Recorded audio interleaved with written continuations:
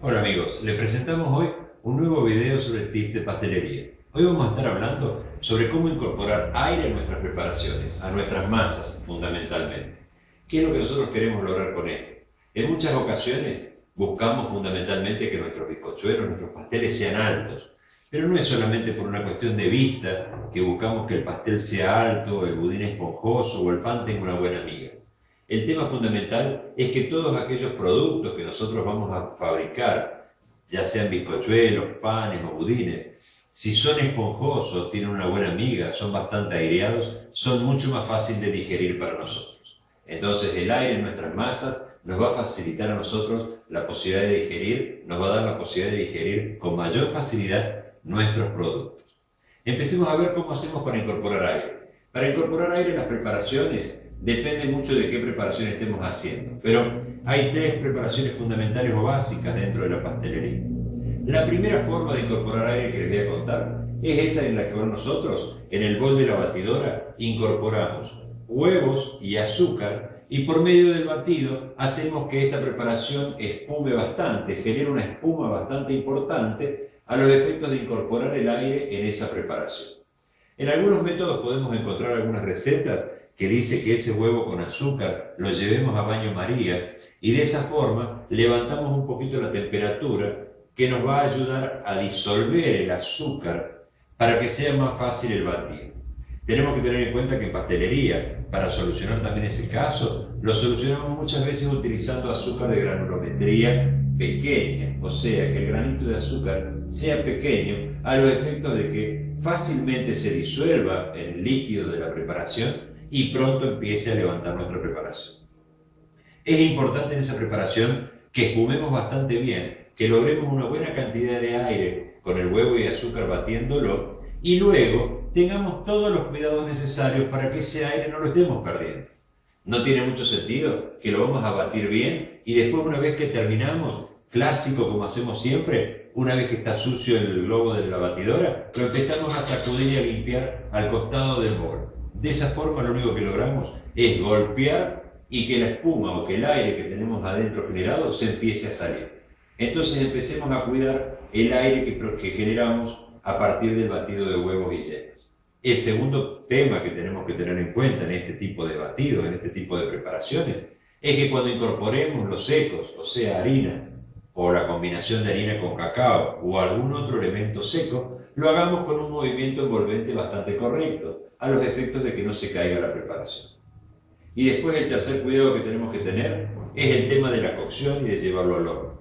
Una vez que nosotros preparamos nuestro recipiente, nuestro molde, a donde echamos la preparación de nuestro bizcochuelo o llenado pastel, como tú lo llames, no lo andes sacudiendo ni golpeando en la mesa para poder hacer lo que quede parejo. ¿Sí? Con mucho cuidado vas a completar bien el molde con tu preparación y con mucho cuidado lo vas a llevar al horno a cocción. Tenemos que tener en cuenta de que es muy importante la cocción en el horno. Nosotros tenemos en la preparación huevos batidos con azúcar que generamos aire y le agregamos harina al final a la preparación. Como siempre digo en mis clases, la harina viene a ser los hierros de una construcción. Nosotros necesitamos que esa harina tenga una cocción correcta en el horno a los efectos de que se ponga rígida dentro de la preparación y sostenga levantado nuestro pastel. Si nosotros no le damos una cocción correcta a nuestro pastel, nuestra harina a lo mejor no va a terminar de secarse dentro del horno y al no terminar de secarse, cuando retiremos el pastel del horno se va a caer o se va a desinflar. Este tipo de masas se llaman batidos livianos. Forman parte de uno de los batidos de la pastelería con los cuales nosotros hacemos lo que normalmente llamamos bizcochuelo o técnicamente a veces llamamos yenuano. La segunda forma de incorporar aire a la preparación es por medio químico. Es un medio químico, como su palabra lo dice, como su nombre lo dice, el método químico, es el método por el cual va a haber una reacción química dentro de nuestra preparación que va a hacer que se genere aire. Ese aire, ese gas carbónico que estamos generando dentro de la preparación, se podrá generar a partir de tres elementos básicos: el bicarbonato de sodio, el conocido polvo de hornear o el bicarbonato de amonio. Normalmente estamos acostumbrados a usar dos de ellos, el bicarbonato de sodio y el polvo de hornear. El bicarbonato de amonio se usa nada más que en algunas preparaciones y con mucho cuidado, que tiene que ser un producto muy seco el que obtengamos, porque si le queda humedad a la masa, esa humedad o el bicarbonato de amonio que se disuelve en el agua de la preparación nos va a dar un sabor muy desagradable. Pero hablemos de los dos que más utilizamos, el bicarbonato de sodio y el polvo de hornear. El bicarbonato de sodio fundamentalmente va a generar gas carbónico dentro de nuestra preparación por dos motivos. Primero, porque hace una reacción química junto con el ácido. Por eso, en la mayoría de las recetas que encontrás bicarbonato de sodio, te vas a encontrar que tiene el agregado de jugo de limón, por ejemplo, o alguna gotita de vinagre, o un poquito de cremor tártaro. El bicarbonato de sodio reacciona químicamente con el ácido y en ese momento que reacciona genera gas carbónico por la temperatura con la que está trabajando. ¿El problema de esto cuál es? Que si las proporciones no son correctas entre la cantidad de ácido y la cantidad de bicarbonato de sodio que estoy poniendo en la preparación, no me va a quedar bicarbonato de sodio sin reaccionar y eso termina dándome en el producto un sabor amargo o jabonoso, porque me quedaron restos de bicarbonato de sodio. Para solucionar esto, hace muchos años apareció el polvo de hornear. El polvo de hornear no es otra cosa que bicarbonato de sodio junto con el ácido y en las proporciones correctas para que reaccionen correctamente los dos. En sus comienzos, como anécdota te cuento, eran nada más que la combinación de bicarbonato de sodio y cremor tártaro. ¿Qué es lo que ocurría? El cremor tártaro empezaba a reaccionar con el bicarbonato simplemente por la humedad de la masa y eso hacía de que empiece a generar gas carbónico antes de ir al horno. Entonces nos daba gran pérdida de aire de nuestra preparación. ¿Qué es lo que ocurre entonces? Se empezó a combinar el bicarbonato de sodio con dos ácidos distintos. Uno que empieza a trabajar con la humedad de la masa, pero otro ácido que se disuelve recién a alta temperatura en el horno. Y de esta forma nos aseguramos que el gas carbónico que queremos producir dentro de nuestro budín se ocurra en el horno y de esa forma la harina se seque y no perdamos el aire que estamos incorporando a la masa.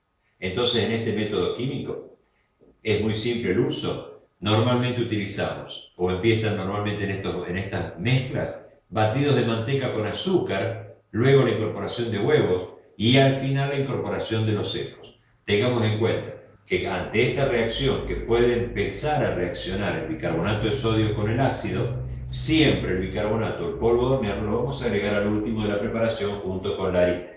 De esa forma nos aseguramos que empiece a reaccionar recién cuando vaya a la temperatura correcta del horno.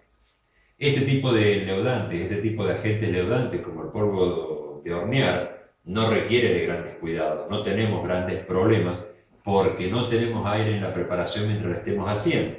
Así que directamente el cuidado lo tenemos que tener que la cocción sea lo suficientemente exacta para que nuestra harina esté seca y no nos ocurra lo mismo que te contaba antes. A lo mejor retirás el budín que le falta cocción y te vas a encontrar con que baja mucho la altura que tiene el budín a los efectos como consecuencia de que la harina no se había secado lo suficiente. El tercer método entonces que te cuento es el método biológico. El método biológico es el método en el cual utilizamos un ser vivo. Para esto, y sin asustarse tanto, es lo que utilizamos o llamamos comúnmente levadura de cerveza. En la mayoría de la panificación lo utilizamos. En pastelería lo utilizamos en algunas cosas nada más. Pero ¿qué es lo que ocurre? Esta levadura de cerveza se alimenta del azúcar de nuestra masa, de nuestra preparación, y genera gas carbónico y alcohol etílico dentro de la masa. Es la misma levadura que se utiliza para hacer vino, que se utiliza para hacer cerveza. Nada más que cuando hacemos cerveza o hacemos vino, nos interesa a nosotros quedarnos con el alcohol, ese alcohol etílico que hace, porque es lo que le va a dar la graduación a nuestra bebida. Acá en la pastelería o en la panadería, lo único que nos interesa a nosotros es el gas carbónico.